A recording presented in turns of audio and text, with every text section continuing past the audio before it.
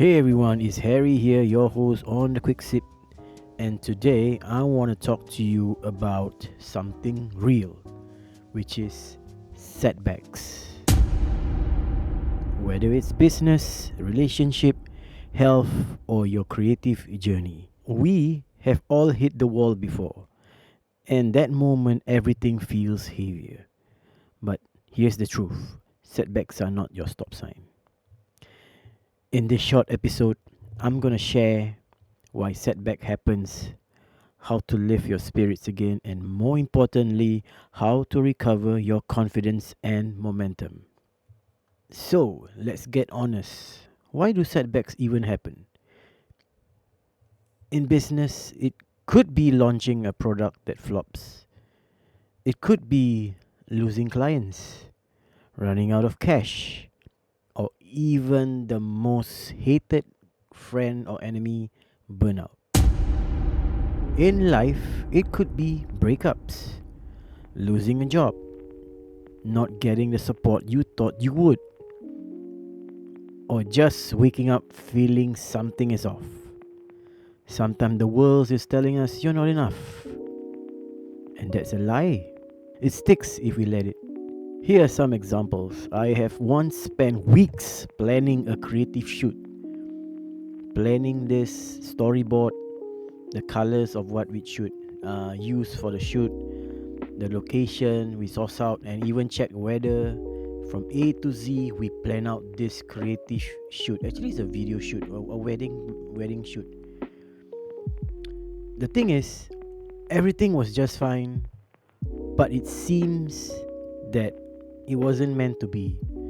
So the client called me up and he says that they are going towards a different direction and they are planning to you know break off the contract. And you could imagine how I felt that day. It was like a punch to the face. And imagine that I have to reimburse back not the deposit but the sum of the payment that has been made, because I think it was 1 month before the wedding.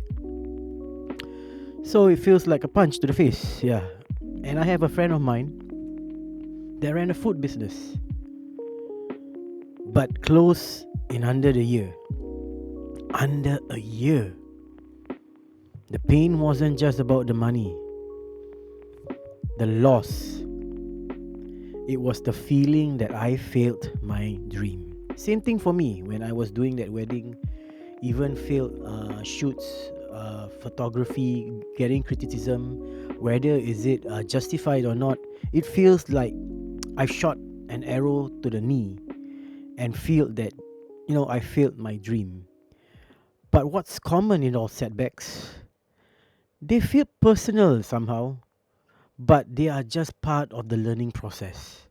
Remember that everything that you go through in life and in business is all part of the process. It's part of the learning curve.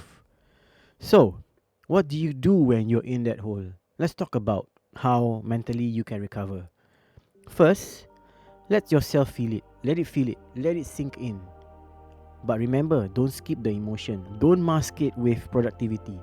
Acknowledge that it hurts. Acknowledgement is a key to moving forward. You can actually write it down in a journal if you want it. Talk it out with a friend, a family member, siblings, even your cat or your dog if you want to. Go out for a quiet walk. Maybe take a long bus ride, take a long train ride. No music, just your thought. What I usually do is that I would ride my bicycle for a far distance without any music, just looking out and just enjoying the view.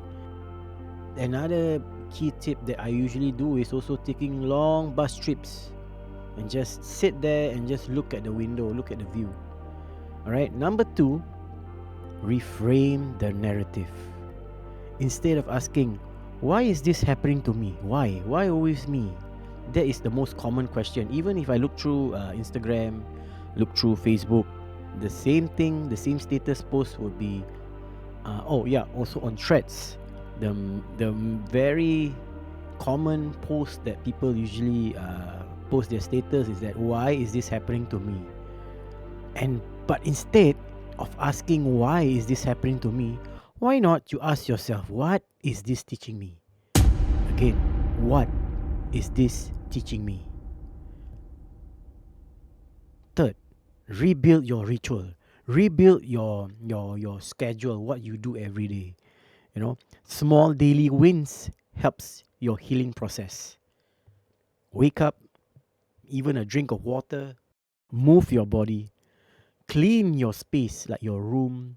Sometimes you need to do something, a change. Maybe for me, for myself, you should ask my wife. I am a very advocate of switching the place, the positioning in the house. So, like maybe this month, the TV is on this area.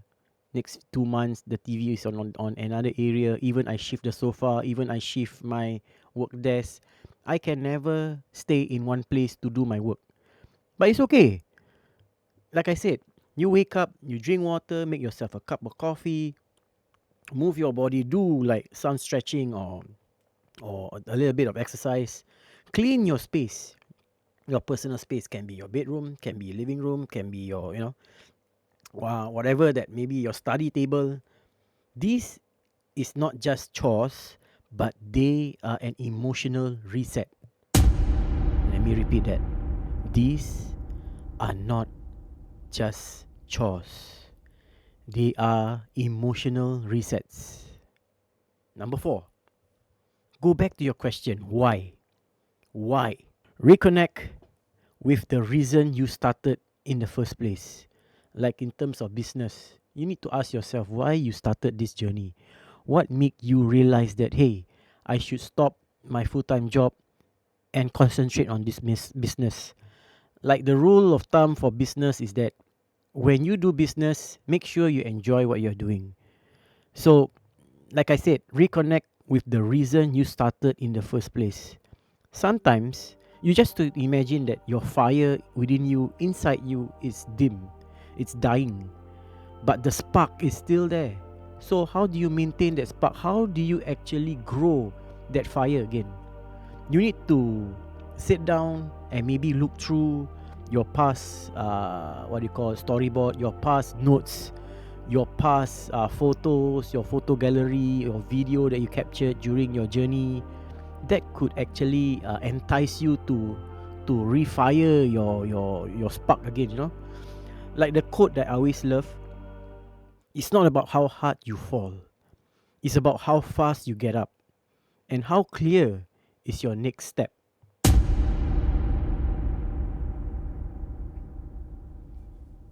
Now the last bit. Now let's talk about how to get your confidence back. Let's start talking about how you can get your confidence back. Like I said, number 1, reflect. Do not dwell, reflect. Look at what went wrong and write 3 things you have learned that turns failure into a feedback. Again, look at what went wrong with your decisions that you make, the things that you go through. Write the 3 things that you have learned from this setback and turn that failure into a feedback to so-called rewire yourself so that this thing hopefully does not happen again. Number 2, talk to the people who lifts you. I'm sure within your fingertips there are 1 to 3 people that you really trust, your inner circle, be it your friends, your BFF, your family members. You really need people who hypes you. The hype man, or hype woman, the people who remind you of your strength when you forget. Sometimes we tend to forget that, hey, I am good enough. Hey, I've gone through a lot of things. My accomplishments is like a whole book. But sometimes you need someone to tell you that. You need someone to remember, to remind you. It's like that video about a chicken standing on top of a hill. Then a voice that reminds him that he was a T-Rex in the past. Okay, so that is what I'm talking about. You need some hype man or hype woman, your close friends, to actually lift you up, to remind you that you are good enough, you are worthy of this path that you choose. And again, if things start to drastically go wrong, Number 3, start small again. Start small. Do not stop. Do not quit. Start small. If your setback was losing a big client, the biggest client in your whole career, reach out to 5 potential ones. If it was burnout, start with 30 minutes a day of something you do. Remember, let me rephrase everything again. If you were to lose a big client, it's okay. Look out and reach out to 5 new potential ones. Don't let that be a full stop in your life sentence. So, if it was a burnout, remember, if it's a burnout, start your day with something that you love. Maybe reading a book, going to YouTube, watching KSI video, watching, I don't know, who do you guys watch on YouTube? Maybe TikTok, maybe catch up on your mom, your dad, have a slow talk with them. Going through the minutes with something that you enjoy. Maybe watering the plants. Some people even have the enjoyment of, cleaning the house, cleaning the room. That is already pure enjoyment for them. So again, if it's a burnout, start with 30 minutes a day on something that you love. Maybe you write down on a note, on a list. Maybe you give yourself 15 days. You write down all the 15 pointers that you love so that every 30 minutes of the day you can do it. Number 4, build from consistency, not pressure. I think I have spoken about this on the previous episode. So remember, you don't have to go viral. You don't need 1 million followers. Just one consistent step each day. You don't need to make or look through whatever is trending right now. You don't need 1 million followers to make you feel good. You just need one consistent step each day. Just because of one failed client or failed pitch to a potential client that the client did not buy, I start doubting my value. But all it took was one project where a client genuinely thanked me. Like I remember that client, we did like a full day and it was really tiring. It was like a few locations here and there. It was a wedding. And then at the end of the shoot, he thanked us. He even give us like a payment, like additional payment, a note of thank you. That like, wow, a genuine client like thanked me for that. And boom, that confidence slowly crept back. And I remember a few days ago, I was feeling really low, like things wasn't going through what I've planned, and setbacks after setbacks. And then suddenly, one of my co-workers spotted me and said that, hey, I've listened to your episode. I love it. Wow, this is a podcast. I never expect like you know, like somebody I know to do a podcast. Wow, you're really brave. You're really putting yourself out there. You're really like, wow, I really enjoy listening to your podcast. That alone will bring you to the point of Mount Everest. So, if you're listening to this right now and you're feeling like the world just gave you a punch in the face, you're not alone. You're not alone, huh? And more importantly, you are not done. Your story is still being written. Setbacks may shake you, but they can never break you. Not if you choose to rise again. Thanks for spending this short but honest moment with me. If this episode helps you, send it to someone who needs a lift. And don't forget, the next sip might be the one that wakes you up. Catch you soon on the Quick Sip. Stay grounded, stay bold. Take care. Goodbye.